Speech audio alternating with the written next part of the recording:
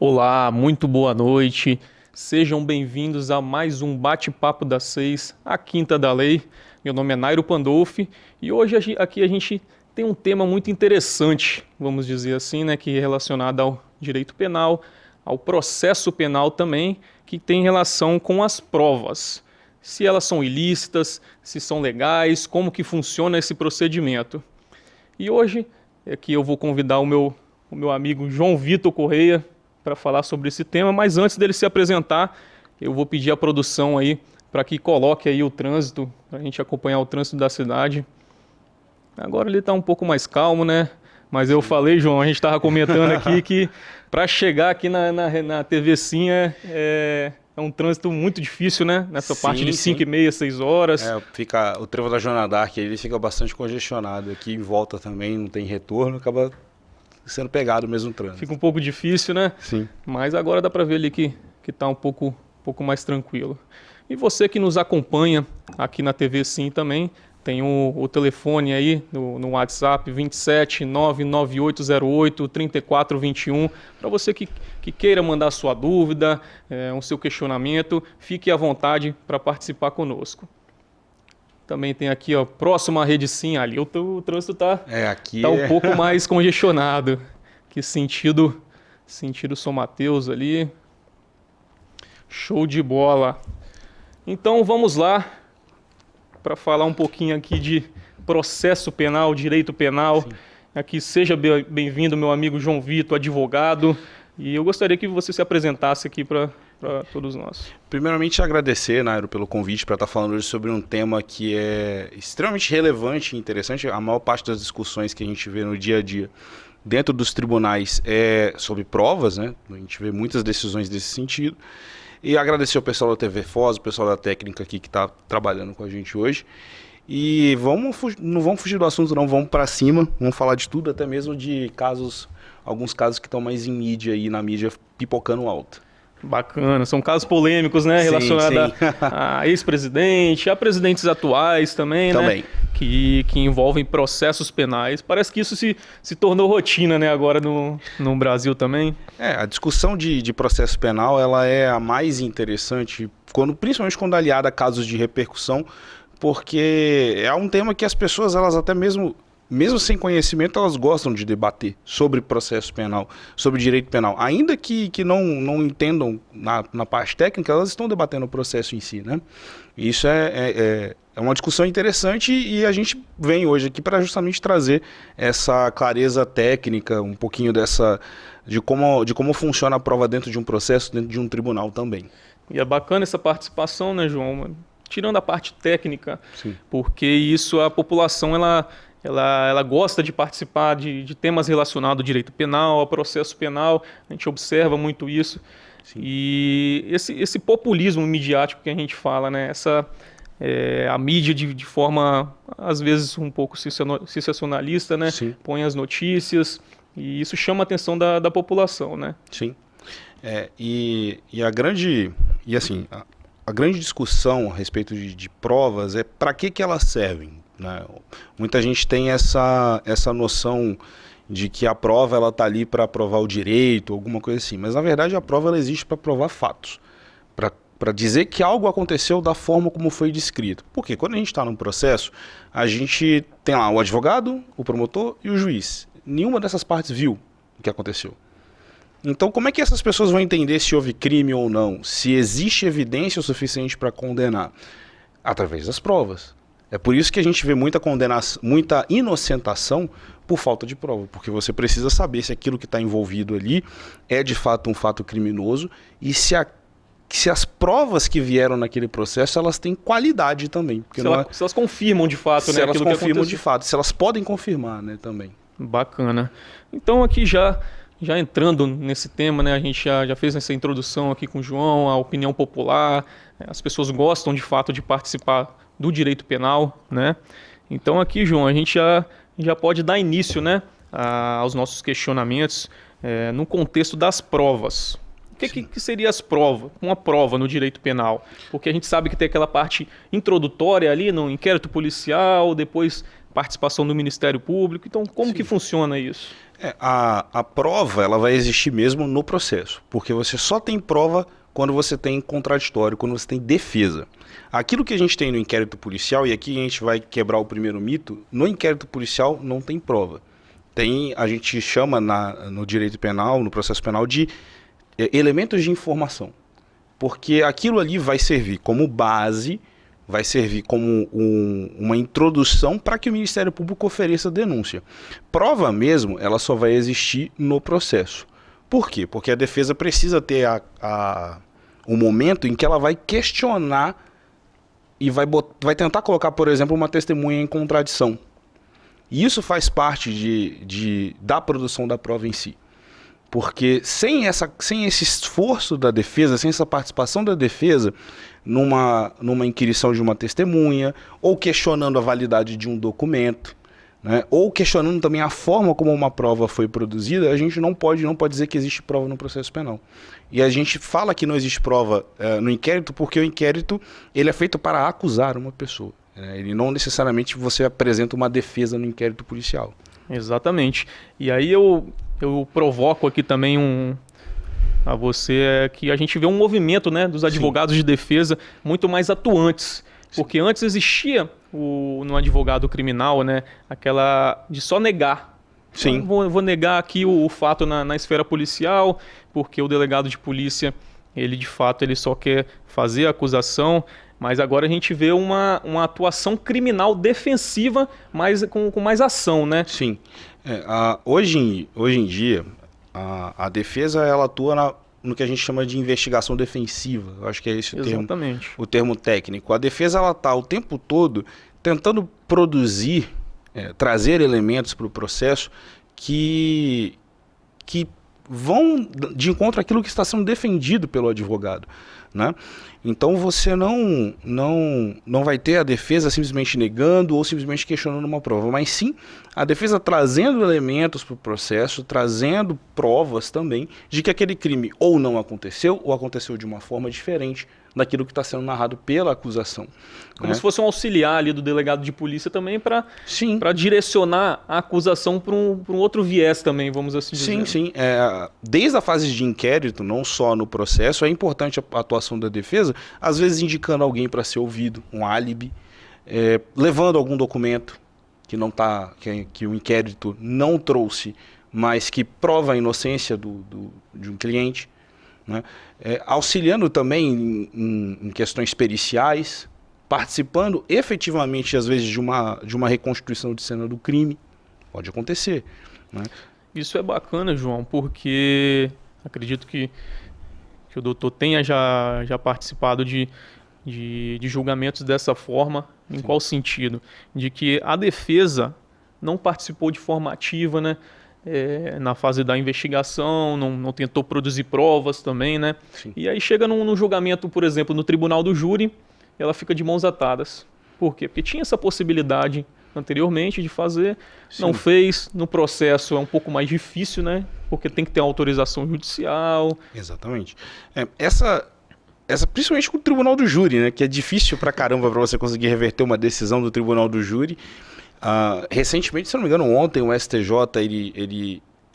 ele reforçou que o tribunal do júri ele não é inferior em termos de decisão do que o próprio juiz, e ter uma participação ativa da defesa ela é importante não só na primeira defesa que você apresenta, na defesa prévia, mas desde o inquérito, para justamente fazer essa preparação que você falou, Nairo, dessa construção desse caminho que você vai ter até a sentença para o resultado que você vai ter ali na defesa. Então você vai ter uma atuação que é muito mais fácil, uma atuação preventiva, que é muito melhor para a defesa do que depois tentar reverter num tribunal algo que foi deixado para trás. Por mais que o processo tenha essas medidas, a gente tem a revisão criminal que permite você revisitar algumas coisas de um processo que já acabou, mas é extremamente difícil porque você fica refém daquilo que foi discutido lá atrás, né? Você fica preso àquela argumentação, àqueles elementos que já foram produzidos no processo. E trazer um novo elemento vai exigir um retrabalho, vai exigir novas audiências, novas produções e, como você falou, precisa tudo de autorização judicial para acontecer de novo. E é por isso que a gente observa também, né, os advogados, em especial os criminalistas, que falam: sim, caso você seja conduzido, fique em silêncio até que e só fale na presença do seu advogado. É justamente por esse fato, né, para você que não fale uma besteira ou fale coisa que não existe, sim, porque muitas vezes o delegado vai querer tirar informação de você que não existe, e para você se safar ali, muitas vezes você pode falar alguma coisa e se complicar. É sempre importante para todo mundo que vai ficar na frente da autoridade judicial ou está sendo processado em um processo criminal, que conte com a defesa. Sempre tenha auxílio de um advogado.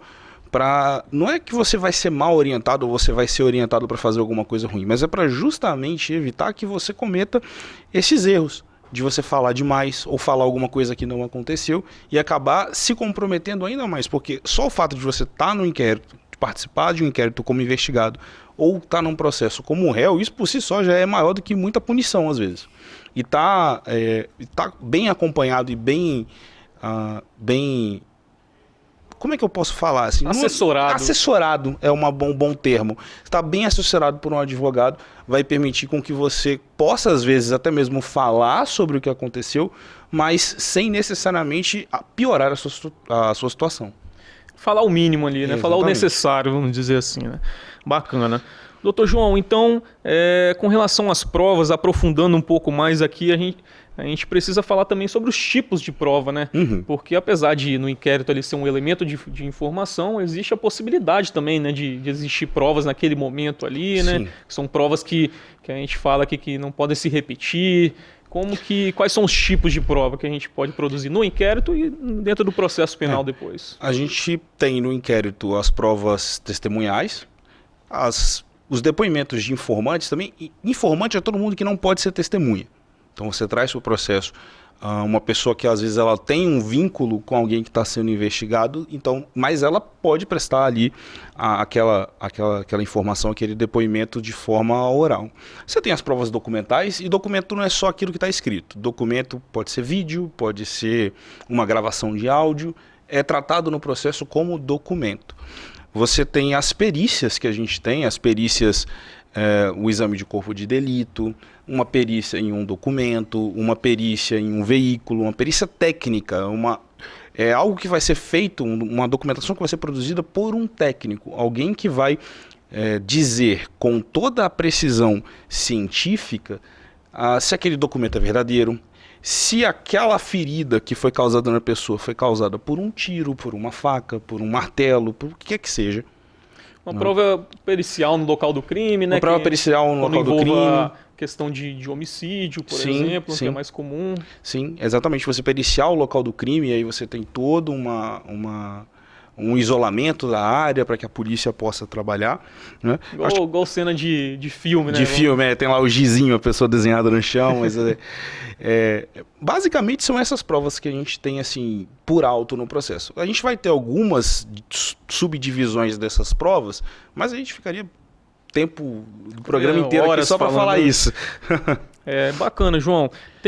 Existe também uma prova, essa questão da prova pericial, sim, principalmente, né? É importante mencionar a questão que isso pode configurar ou não um crime pelo caput ali do artigo ou sim, uma qualificadora. Por exemplo, no furto com rompimento de obstáculo. Sim. Então a gente observa, né, a importância dessa perícia no local do crime, né? Sim, a perícia no local do crime ela vai, além de indicar esses agravantes, como o doutor mesmo falou, se a pessoa violou um cadeado, ela já muda, né, já agrava o crime, né, e você vai poder dizer também como que aquela pessoa procedeu. Porque às vezes a pessoa é denunciada por um roubo, quando na verdade é um furto, é um crime mais leve. A pessoa está sendo denunciada por um homicídio, quando na verdade é uma lesão corporal. Aquele homicídio ele foi uma consequência não desejada pela pessoa, né? E daí você vai ter, obviamente, um homicídio que acaba se tornando uma morte de alguém, ele é agravado, mas não é um homicídio. Você não responde por um tipo penal muito mais grave. E essas perícias elas servem justamente para isso, para que você tenha uma maior precisão para dizer não só se a pessoa é culpada ou inocente, mas qual crime ela cometeu. Certo, então pego todo o contexto ali, né? Sim, A perícia, por exemplo, local de crime. O mais comum aqui que a gente consegue visualizar isso é no crime de homicídio, tentativa de homicídio. sim, Que aí vai ao local do crime, ver se existe um buraco de tiro, por exemplo. sim. Porque muitas vezes a imputação é que de tentativa de homicídio. Atirou contra a pessoa, mas talvez tenha atirado para cima. Então, Sim, exatamente. aliado aos depoimentos, a prova pericial vai confirmar, né, todo o contexto daquilo. Sim, sim. Ela serve justamente para dar reforço aos fatos, que é aquilo que a gente está aqui falando que a prova serve para fazer. Bacana. E com relação à prova documental, provas documentais, qual seria a importância disso para o processo? A gente fala aqui muito em processo penal, então especificamente nesse processo, além dos depoimentos ali. Sim.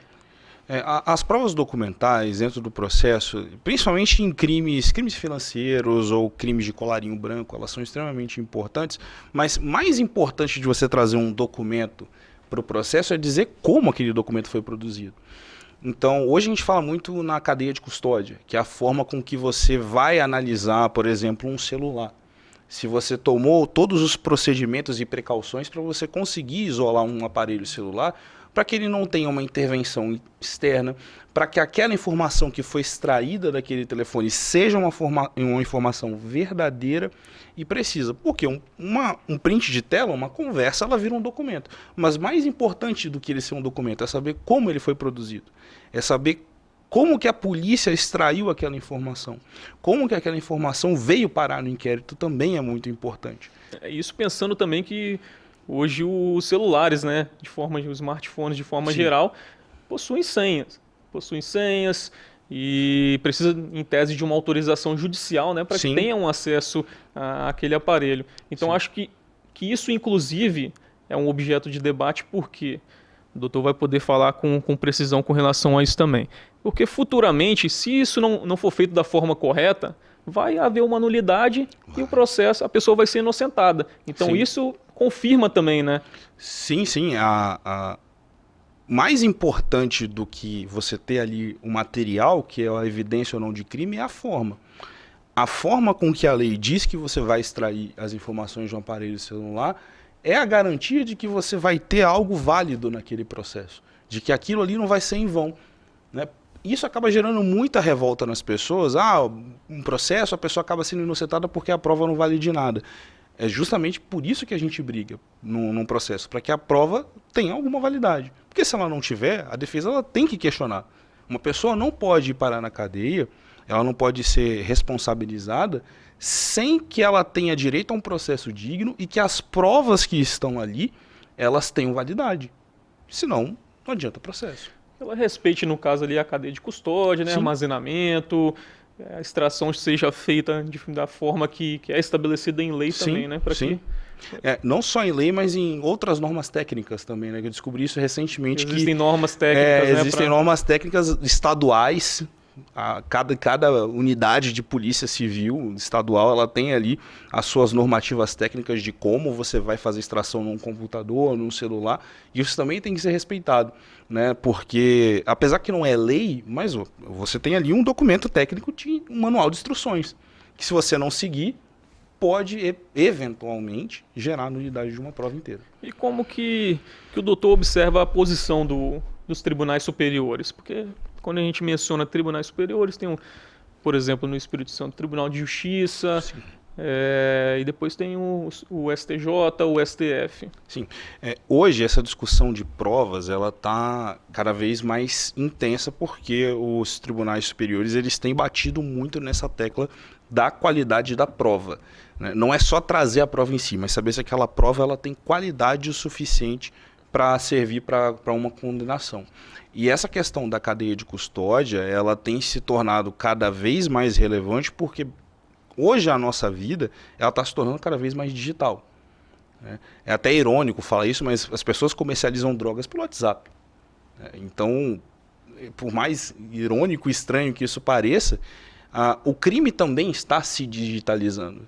E ter esses procedimentos de como você vai extrair informações de telefones, durante o ano passado tiveram algumas discussões extremamente importantes que reforçam a necessidade de respeito à cadeia de custódia e de preservação da prova digital, de que aquela prova digital, quando ela vai virar um arquivo dentro de um sistema da Polícia Civil ou vai ser armazenada dentro de um pendrive, ela também tem que tem que ter as suas proteções. Ela tem que ter a garantia de que aquilo não vai ser acessado depois e modificado por ninguém. E no caso isso é uma garantia, inclusive, para as autoridades, né? Para que Sim. depois não sejam responsabilizadas por Sim. ter utilizado o procedimento incorreto, né? Sim, E sim. para que a pessoa, se ela cometeu o crime de fato, ela seja responsabilizada, né? Exatamente. Bacana. Doutor João, a gente vai dar uma pausa agora. Ok. O tema é muito interessante, a gente tinha vários questionamentos aqui, mas depois a gente vai retornar aqui para passar essas informações para toda a sociedade. Então não saia daí que daqui a pouco nós retornamos.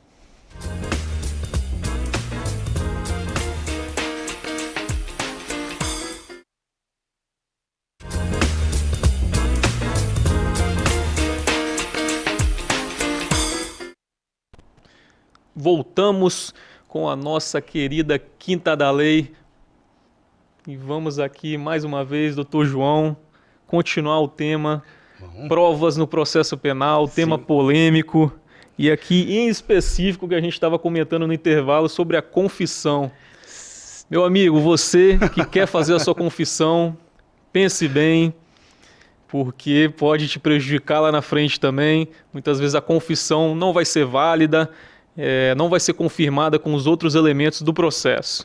Então, doutor João, vamos falar sobre a confissão, Vamos falar sobre confissão. sobre o valor dela dentro do processo. A confissão, ela tanto funciona como prova autônoma, como baseia algumas outras coisas também, como a delação premiada, acordo de não persecução penal, que é basicamente você admite a autoria do crime.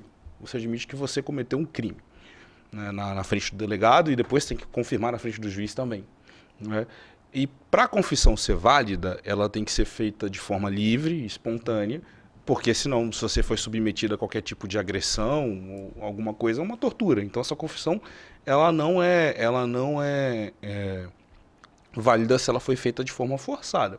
Além disso, a confissão, ela, por mais que você às vezes possa se retratar daquilo que você disse em sede de delegacia, convenhamos que pode parecer não, é contraditório você chegar na frente do juiz e falar que aquilo que você disse em delegacia não aconteceu, que você retira a confissão do crime, né?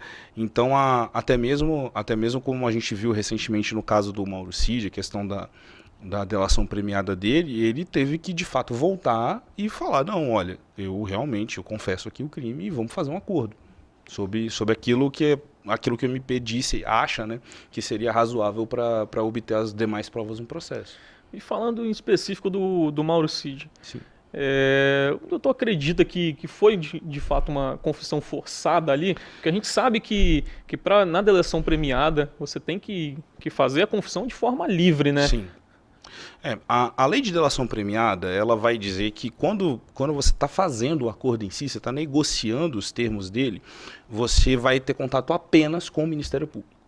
Então o Ministério Público vai dizer para você o que ele pode fazer, o que ele pode trazer para o processo de benefício para você, em troca das informações que você pode prestar, e não são todas as informações, né? Tem que ser informações que o Ministério Público julgue relevante. Tem que ser pertinente para o caso ainda. Exato, tem que ser pertinente, não é qualquer coisa que você pode trazer.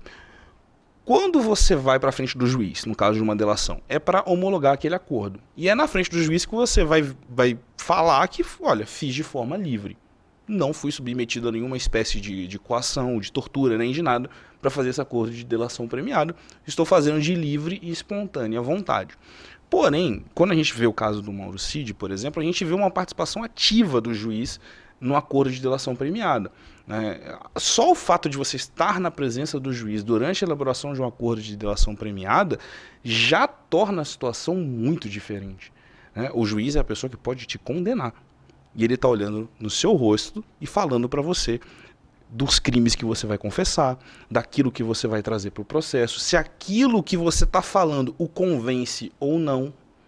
E é perigosa, né, essa participação do juiz, porque querendo ou não, a confissão ali, em específico do Mauro Cid, vai envolver outras pessoas. Sim. E quem vai julgar aquele processo é o mesmo magistrado. É a mesma pessoa. Que, inclusive, até mesmo entrando nessa questão de prova, foi criado a figura do juiz de garantias justamente para evitar que a pessoa que está recebendo a fase de investigação, está recebendo ali os pedidos de prisão preventiva, está recebendo as questões de acordo de delação premiada, seja a mesma pessoa que vai julgar, para garantir essa isenção, esse distanciamento. Então a função do acordo de delação premiada é garantir o distanciamento do juiz. Aí você chega lá na sala, tá lá o juiz para avaliar o seu acordo de delação premiada e basicamente você quebra toda a lógica da lei, né? E é por isso que a gente fala da questão das formas, né, no processo penal em específico. Exatamente. Porque essa participação ativa do magistrado ali pode causar uma nulidade e, posteriormente, todo o processo retornar, né? Voltar. Voltar e, às vezes, com a prescrição já. É o que aconteceu no processo também do ex-presidente, né? Não necessariamente com relação a isso, foi com relação à competência, né? Sim, do atual presidente, o Lula, foi justamente isso. O processo foi anulado e quando foi ver, pelo fato de já ser uma pessoa idosa, já teve toda a prescrição. Meus amigos, é complicado e por isso que nós falamos que independente da posição, né, da direita, de esquerda, o processo tem que seguir ali da forma correta para que isso não aconteça e a pessoa seja de fato punida posteriormente. Exatamente. Né? Doutor, e com relação à confissão, retornando aqui, com relação à confissão na esfera policial, o doutor mencionou que é contraditório, né? Em sede policial ele confessa e depois em juízo ele dá um outro depoimento. Existe alguma responsabilização também? No caso ali, para o réu, ele pode mentir, né? Ele tem esse direito de dar outra versão. Sim. E no caso da testemunha, se em sede policial, a gente vê aqui as ditas testemunhas de identidade não revelada, né? Que é muito comum acontecer no processo. Em sede policial, ela dá um depoimento, em tese fala quem foi o autor, chega em juízo, de frente da defesa, do magistrado, e dá uma outra versão. A testemunha, ela não tem essa prerrogativa de mudar de versão. A testemunha, ela está ali como elemento de prova, como elemento de que aquele crime de fato aconteceu. Então ela não pode, primeiro, ela não pode deixar de falar. A testemunha, ela é obrigada a responder todas as perguntas que fazem a ela, inclusive aquelas que a deixam desconfortável. Ela não pode... É obrigada a comparecer e a responder. A comparecer e a responder. E a testemunha tem que trazer, nas suas versões, o máximo de coerência possível. Óbvio que algumas coisas, elas vão falhar na memória. Quando você vai ser testemunha no inquérito, o fato acabou de acontecer. O processo vai acontecer daqui a 1 ano. E você vai ser chamado em juízo daqui a 2 anos, quando for a audiência de instrução e julgamento. Algumas coisas, de fato, vão se perder no tempo. Só que a testemunha, ela não pode chegar e falar que viu a pessoa assaltando o carro e na frente do juiz falar que não viu. Ou que não era aquela pessoa. Obviamente, a testemunha, ela pode acabar respondendo pelo crime de falso testemunho, porque ela não tem esse direito de mudar de versão. E aqui a gente vê uma curiosidade também no processo penal, né, com relação à testemunha, que ela é obrigada a comparecer, prestar o depoimento. Sim. Só que ela tem a opção de não responder, a única opção que ela tem ali é de não responder as perguntas que podem complicá-la, né? Que possam incriminar ela. Quando eu falei das perguntas que deixam desconfortável, são as perguntas que causam um certo constrangimento. Exatamente. Mas assim, se ela vai confessar algo que é crime, ela vai falar, vai dar um testemunho, e esse crime é imputado à própria testemunha... Vai mudar ali, né? Vai ser de testemunha, vai virar réu, você não é obrigado a colaborar, realmente. Bacana. Doutor, e com relação às provas ilícitas, a gente sabe que infelizmente isso é muito comum nos inquéritos, né? E depois no processo penal, invasão de domicílio, não tem autorização judicial, muitas vezes a autorização acontece depois de já ter invadido. Infelizmente isso é uma realidade, muitas pessoas não concordam com essa forma da legislação, mas existe ali o procedimento. Exatamente. Essa questão da prova ilícita, a prova que ela é invalidada, ela vem muito daquilo que a gente já comentou a respeito de como que você vai produzir aquela prova. Você invadir um domicílio, pela Constituição, o domicílio ele é inviolável. Então, para você invadir ele, você precisa seguir uma série de procedimentos. Em específico, obter uma ordem judicial para tanto.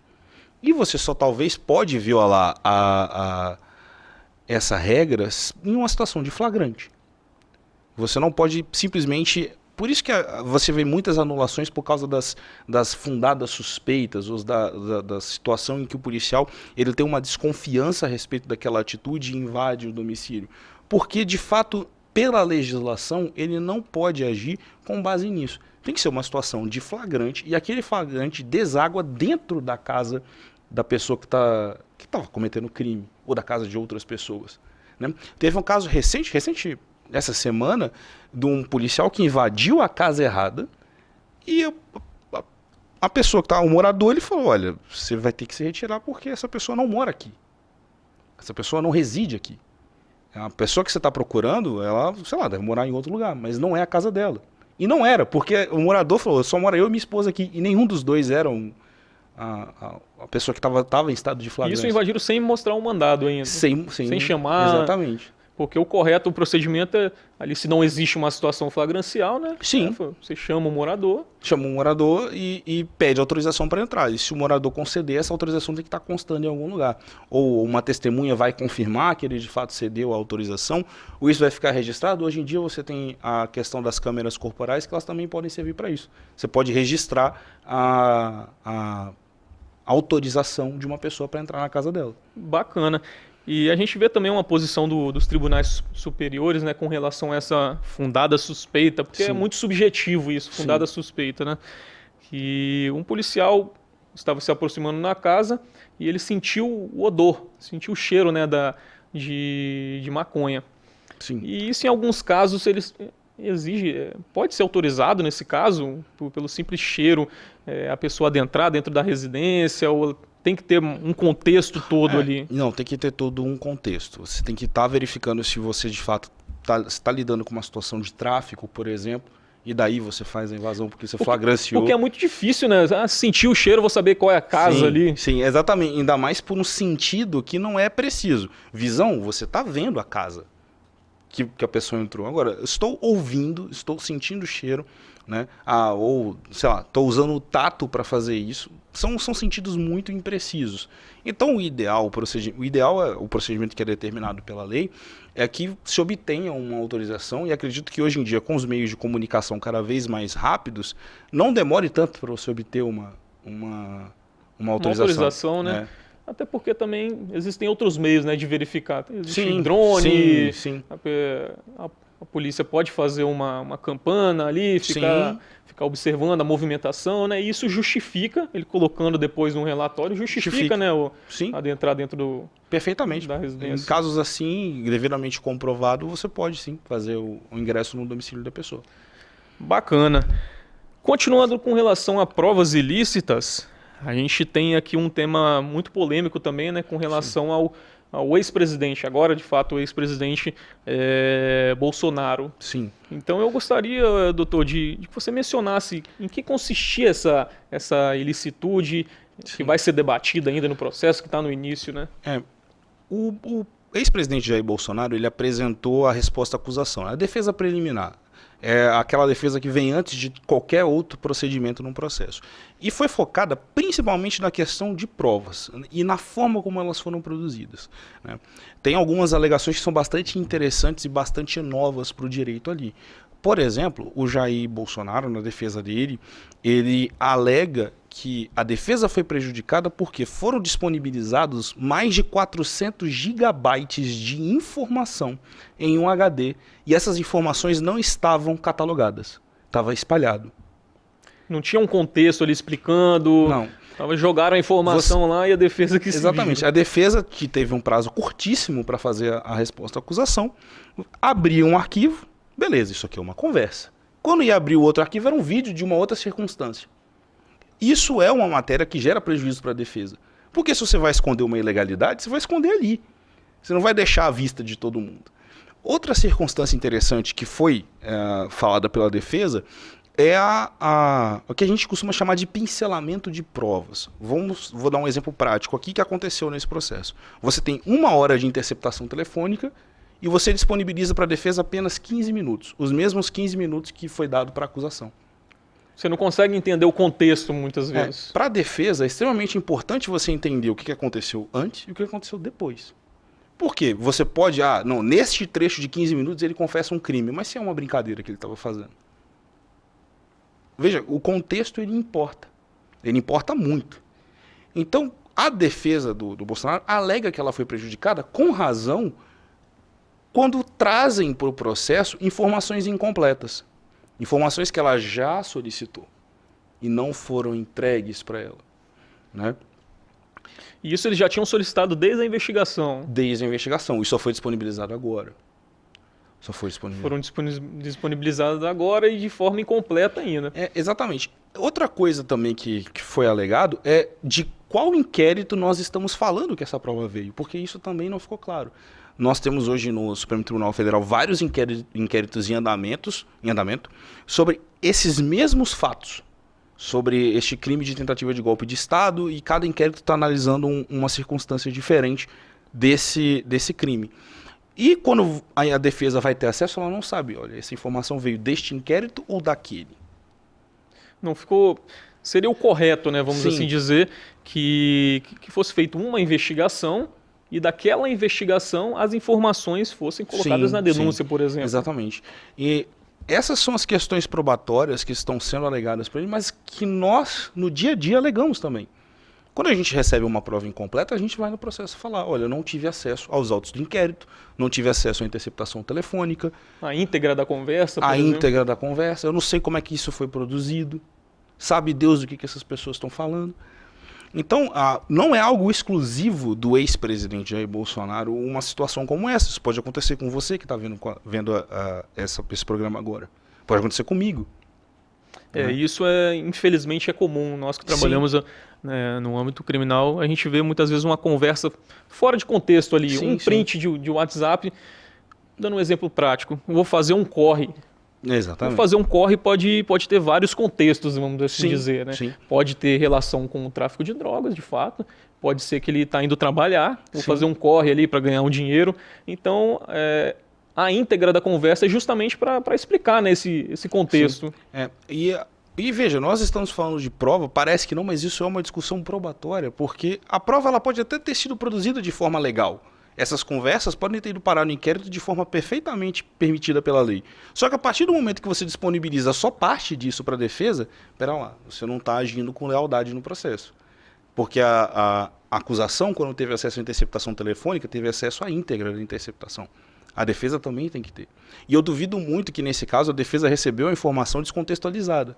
Ela deve ter recebido isso de uma forma catalogada. Olha, nós pegamos essa interceptação com base neste inquérito, com base nessa informação, e você tem um rastreamento. A gente sabe que a Polícia Federal é extremamente qualificada no que diz respeito a investigações e produção de prova, então duvido muito que ela tenha recebido essas informações, que o Ministério Público tenha recebido essas informações de forma desorganizada ou descatalogada. Por isso que a gente menciona que muitas vezes a defesa, né, o acusado, assim, a balança da justiça está desproporcional, né?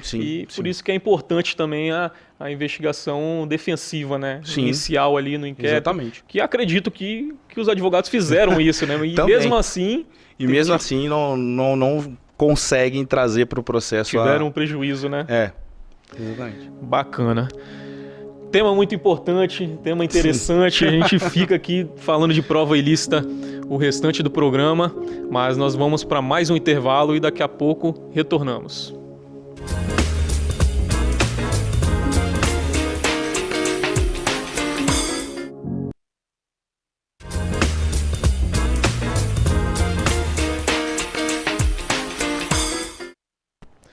Voltamos para o último bloco aqui do Bate-Papo das 6, a Quinta da Lei. Aqui estamos juntamente com o Dr. João Gomes, criminalista, advogado da melhor qualidade. E aqui Obrigado. Retornando, Dr. João, a gente falando de provas ilícitas, né? Existe um termo na legislação que tem relação ao fruto da árvore envenenada. É um termo que muitas vezes a população não entende, mas eu gostaria que você explicasse. Esse é um daqueles termos que ele está sempre aparecendo, mas, de fato, a população às vezes até tem uma dificuldade para entender. Que é o que acontece quando você tem uma prova que ela acaba virando outras coisas no processo. O que acontece quando essa prova é declarada inválida?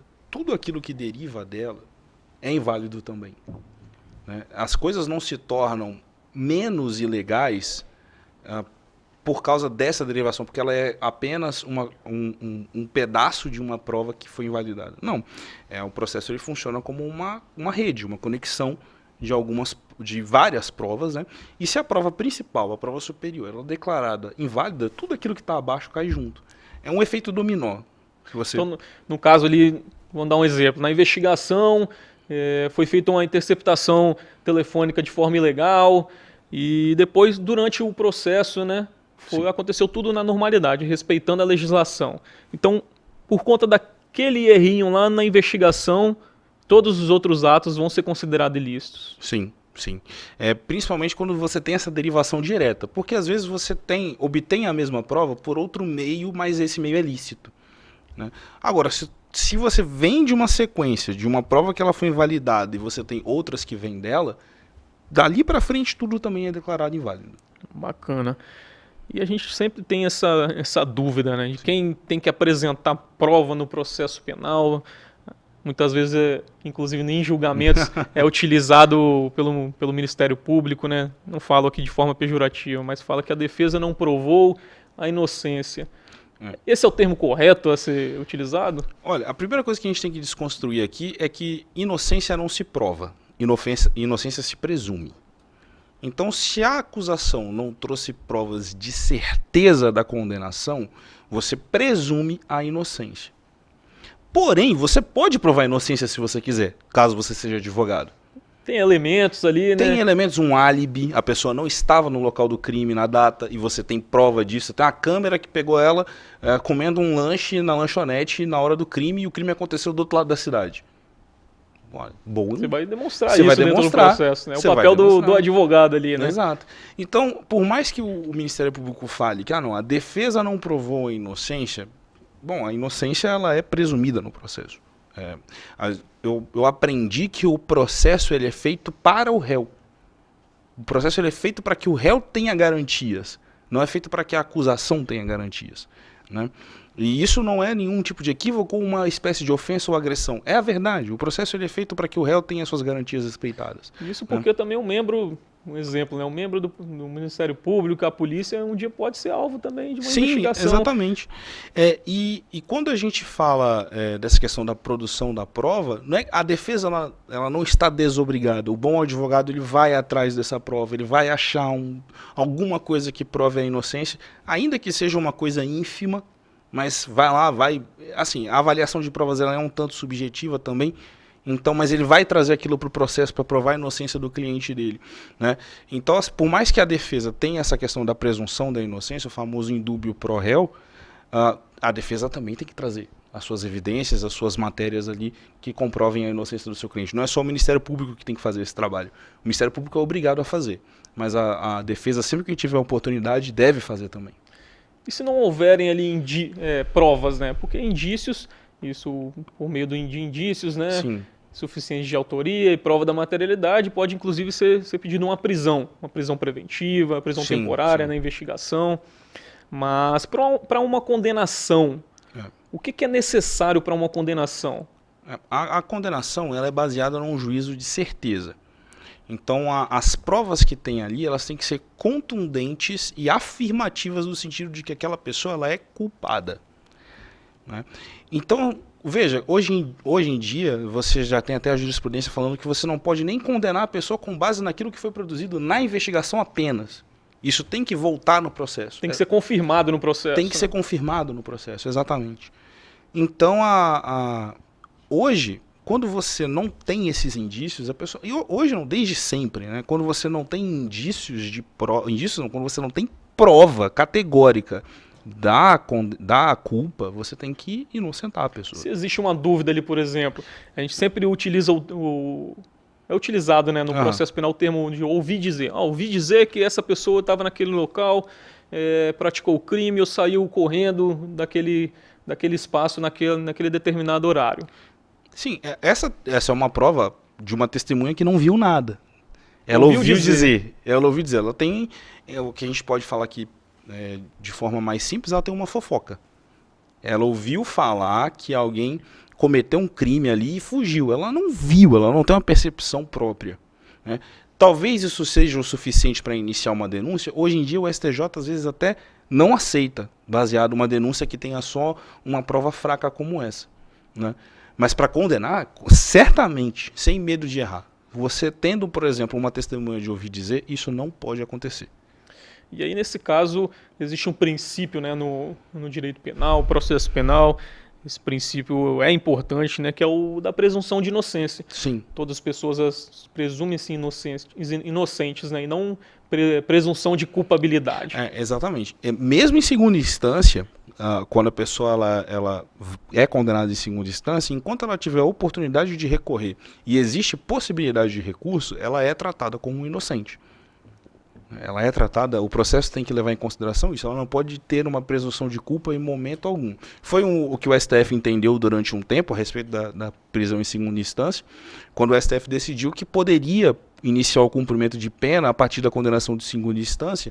Ele entendeu que ali existia uma presunção de culpa a partir da confirmação daquela sentença que foi dada em primeira instância. No caso, existindo uma confirmação, né, da sentença de primeiro grau, né? Sim. Então existia a presunção de culpabilidade. Só que o Supremo Tribunal Federal voltou atrás nessa decisão e entendeu que a Constituição, e a Constituição realmente é muito clara nisso, que você só pode ser considerado culpado após trânsito e julgado do processo. Quando não couber mais recurso. Não cabe mais recurso, não é possível mais fazer nenhum tipo de discussão, apesar de que você ainda pode fazer novas discussões através do procedimento chamado revisão criminal, mas não é porque você pode ter procedimentos após o trânsito e julgado que você vai deixar de ser culpado, né?